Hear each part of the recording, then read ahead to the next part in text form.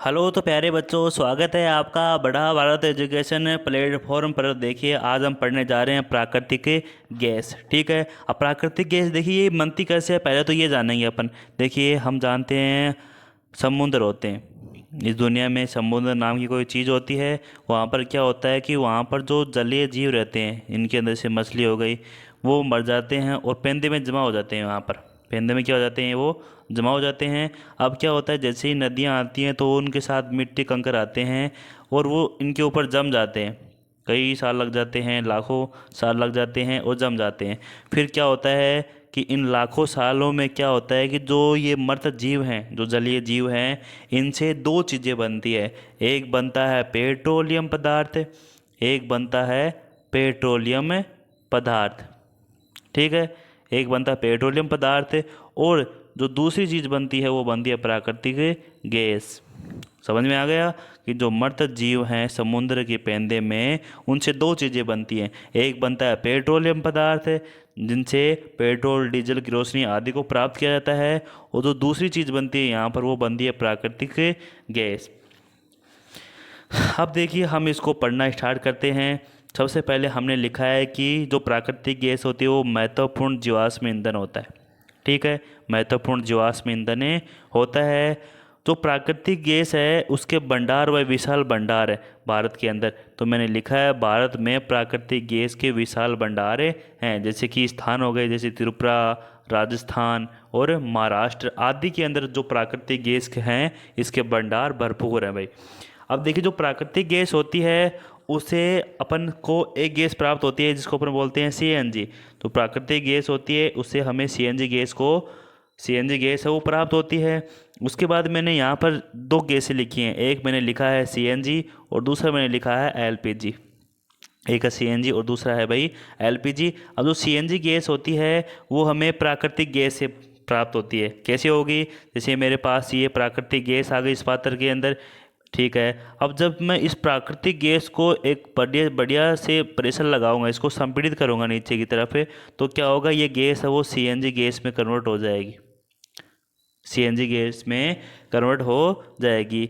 देखिए इसकी जो फुल फॉर्म वो है संपीड़ित प्राकृतिक गैस। नाम से ये जब प्राकृतिक गैस को अपन संपीड़ित करेंगे तो हमारे पास जो बनेगी वो बनेगी सीएनजी। एक गैस बनती है जिसको अपन बोलते हैं सीएनजी, संपीड़ित प्राकृतिक गैस। जो अगली गैस है वो है हमारे पास है एलपीजी। जो एलपीजी होती है वो उसको बोलते हैं द्रवीकृत पेट्रोलियम गैस। ठीक है, जो पेट्रोलियम पदार्थों से बनती है। आगे देखिए हमने यहाँ पर जो गैसें हैं जैसे कि सीएनजी और एलपीजी, उनके बारे में लिखा है कि इनके लाभ क्या हैं। जब अपन सीएनजी और एलपीजी गैसों को उपयोग करते हैं तो हमको क्या लाभ होता है, हम क्यों उपयोग करते हैं इन गैसों का। पेट्रोल डीजल का भी उपयोग कर सकते थे ज़्यादा, इनका ही लाभ है।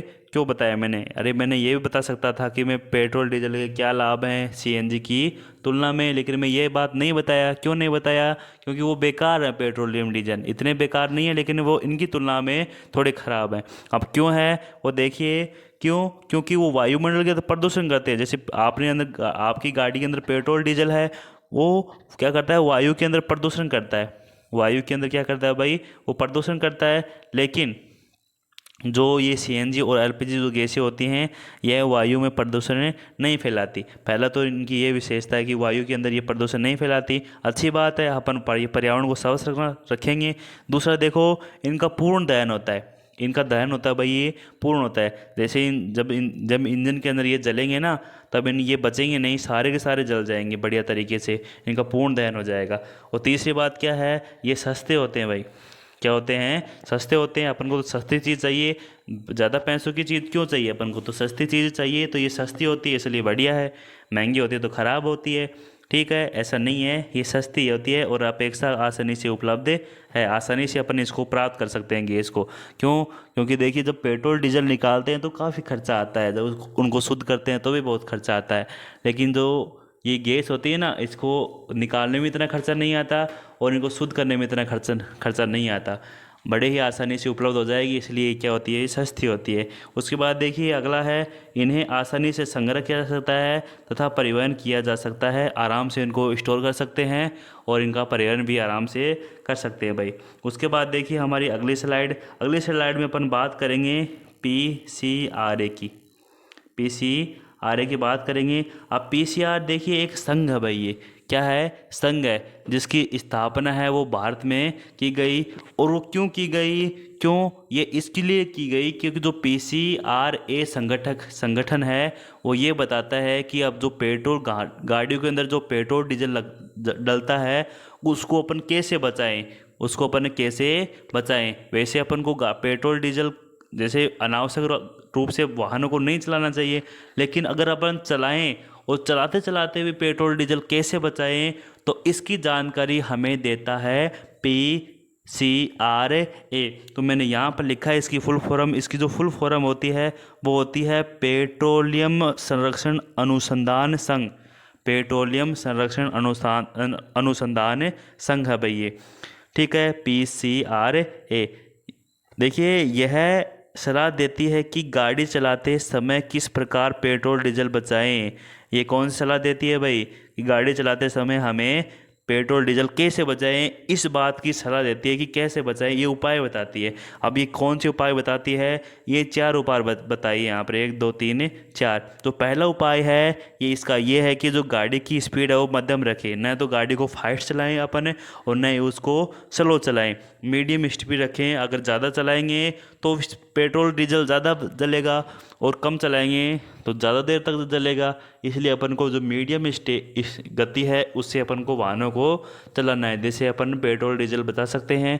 उसके बाद जो अगला है वो ये है कि गाड़ी का इंजन अनावश्यक चालू न रखें। जैसे कोई क्या आ गया, कोई ब्रेकर आ गया या कोई फाटक आ गया, रेलवे फाटक आ गया जहाँ पर आपको वेट करने की आवश्यकता है क्योंकि ट्रेन आएगी तभी तो अपन गाड़ियों को चलाएंगे। अब आप ट्रेन को आने में अभी 5-6 मिनट हैं और आपने गाड़ी को स्टार्ट करके रखा है 5-6 मिनट तक, तो अनावश्यक वो तेल बलेगा उसका।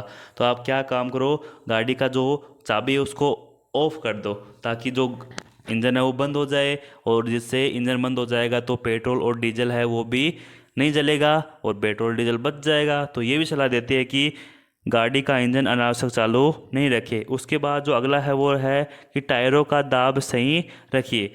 टायरों का दाब का मतलब हो कि टायरों के अंदर हवा है वो मेंटेन रखो भाई, ना तो ज़्यादा हो ना है कम हो। अगर ज़्यादा हवा डाल दोगे तो टायर फटने की संभावना ज़्यादा होती है, दुर्घटना ज़्यादा होने की संभावना होती है। और कम डाल दोगे तो पेट्रोल डीजल है वो ज़्यादा लगेगा। क्यों लगेगा, क्योंकि गाड़ी की जो गति है वो स्लो हो जाएगी, और स्लो गाड़ी हो जाएगी गति तो लंबे ज़्यादा टाइम तक चलेगी गाड़ी, तो पेट्रोल डीजल भी क्या लगेगा, ज़्यादा लगेगा। उसके बाद जो अगला है वो अगला है कि गाड़ी की नियमित रूप से रख रखाव करना है भाई, उनकी टाइम टू टाइम सर्विस करानी है, इंजन में कोई मिस्टेक नहीं होनी चाहिए, नियमित उनका रख रखाव करना है। तो इस प्रकार अपन पेट्रोल डीजल को बचा सकते हैं। उसके बाद मैंने इसकी बुक से भी इसको समझाने की कोशिश करूँगा भाई इसको मैं।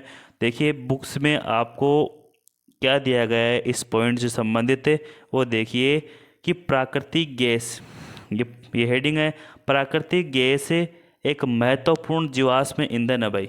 महत्वपूर्ण क्या है, जीवाश्म ईंधन है क्योंकि इसका परिवहन पाइपों द्वारा सरलतापूर्वक हो जाता है। प्राकृतिक गैस को उच्च दाब पर संपीड़ित गैस यानी कि CNG के रूप में भंडारित किया जा सकता है। जो प्राकृतिक गैस होती है ना, जब उसको अपन उच्च दाब लगाएंगे, यहाँ पर प्राकृतिक गैस इसके अंदर प्राकृतिक गैस है और इसके ऊपर दाब लगाएंगे तो जो प्राकृतिक गैस है ये CNG में चेंज हो जाएगी। किस में चेंज हो जाएगी, ये CNG में चेंज हो जाएगी। आगे देखिए यहाँ पर कि CNG का उपयोग ऊर्जा उत्पादन हेतु किया जाता है। इन गैसों का उपयोग अपन ऊर्जा उत्पादन में करते हैं, जैसे आपके पास CNG, LPG, पेट्रोल, डीजल जो सभी पदार्थ हैं इनका उपयोग अपन ऊर्जा के उत्पादन में करते हैं, ठीक है। उसके बाद आगे देखिए किया जा रहा है क्योंकि ये कम प्रदूषणकारी होती हैं। जो ये CNG गैस होती है, LPG कम प्रदूषणकारी होते हैं, कम धुआं करते हैं, कम प्रदूषण करते हैं और स्वच्छ ईंधन है। CNG का अधिक लाभ यह है कि इसे घरों कारखानों में सीधा जलाया जा सकता है, ठीक है, जहाँ इसकी आपूर्ति पाइपों के माध्यम से की जा सकती है और पाइपों के माध्यम से अपन इसको घर घर तक उद्योगों तक पहुँचा सकते हैं।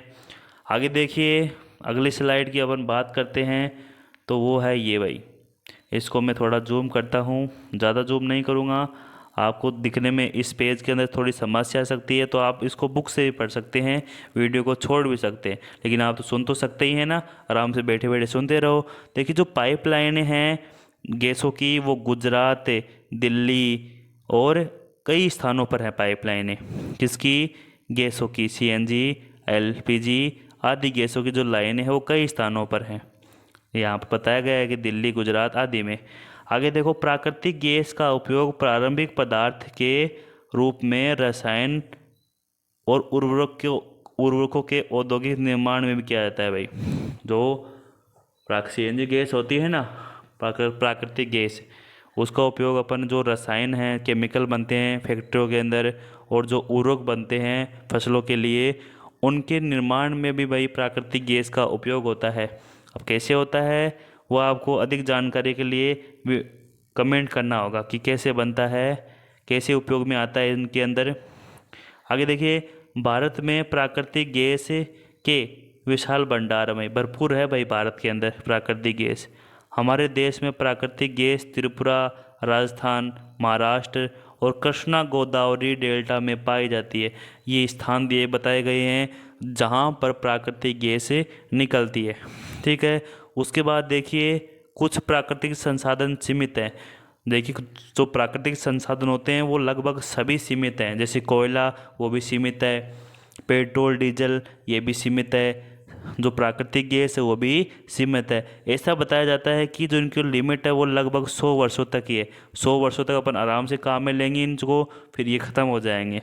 तो आने वाली 100-150 साल बाद जो जनरेशन आएगी उसके प्राप्ति नहीं होगा अगर अपन इसका सही ढंग से उपयोग नहीं करेंगे तो।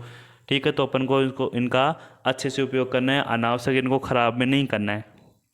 देखो आगे, आपने इस अध्याय के प्रारंभ में पढ़ा कि कुछ प्राकृतिक संसाधन जीवाश्म ईंधन, कोयला, पेट्रोल, डीजल, वन, खनिज आदि समाप्त होने वाले हैं भाई। ये जैसे जीवाश्म ईंधन, कोयला, पेट्रोल, डीजल, ये वन भी समाप्त हो जाएंगे, वो काटने लग जाएंगे तो वन भी खराब समाप्त हो जाएंगे। खनिज आदि हैं वो समाप्त हो जाएंगे।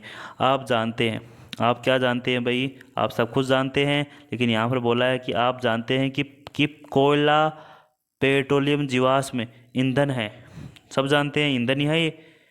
मृत जीवों के ईंधन में परिवर्तन के लिए लाखों वर्ष लग जाते हैं। अब देखिए, अगर समुद्रों के अंदर नीचे जलीय जीव मर गए और इनके ऊपर जमा हो गया तल, मिट्टी, रेत, तो इन जीवों से, कौन से? इन जीवों से पेट्रोलियम पदार्थ मतलब पेट्रोल डीजल बनेगा ना। तो ऐसे नहीं है कि 2-4 दिन के अंदर ही बन जाएगा, 2-4 साल के अंदर बन जाएगा, लाखों करोड़ों साल लग जाएंगे इनसे पेट्रोलियम पदार्थ बनने के अंदर। इसलिए तो ये सीमित हैं। दूसरी ओर इनके ज्ञात भंडार कुछ 100 वर्ष और चलने वाले हैं। जो ज्ञात है ना पहले से, वो इतने 100-150 साल और चलेंगे भाई, ज़्यादा नहीं चलेंगे। ठीक है, इसके अतिरिक्त इन ईंधनों का जलना वायु प्रदूषण का कारण भी है। जो भाई पेट्रोल डीजल होता है ना, ये भाई जलेंगे ना तो ये वायु प्रदूषण भी करते हैं, और अपन वायु प्रदूषण नहीं चाहिए क्योंकि वायु को अपन को साफ और स्वच्छ रखना है, इसलिए वायु प्रदूषण अपन को नहीं करना है। आगे देखो, जब पेट्रोल डीजल जलता है ना, तो एक बात ध्यान में रखो, जब पेट्रोल डीजल जलता है तो जो वाष्प का जो तापमान है पूरे संसार का वो बढ़ता है। उसमें क्या होती है? वृद्धि होती है, और तापमान बढ़ जाएगा तो अच्छा थोड़ी रहेगा, वो तो बुरी बात है। देखिए, इनका संबंध विश्व उष्ण से भी है। विश्व का उष्ण है उससे भी है। किसका है संबंध? जो पेट्रोल डीजल है उनका। अतः आवश्यक है कि हमें इन ईंधनों का उपयोग तभी करें जब नितांत आवश्यक हो, बहुत ज़रूरी हो, तभी आपको इनका उपयोग करना है, अन्यथा उपयोग इनका नहीं करना है। ठीक है, इसके परिणाम स्वरूप पर्यावरण बेहतर बनेगा, विश्व उष्ण कम खतरा है, और ईंधनों की उपलब्धता लंबे समय तक रहेगी। और अपन जब इनका सही ढंग से उपयोग करेंगे ना, तो पर्यावरण भी स्वच्छ रहेगा, वायुमंडल भी स्वच्छ रहेगा, उष्णता भी नहीं होगी, और जो आगे जो जनरेशन आएगी उनको भी ये संसाधन उपलब्ध हो जाएंगे। अब देखिए, जो भारत है वो एक संगठन बनाया भाई, PCRA।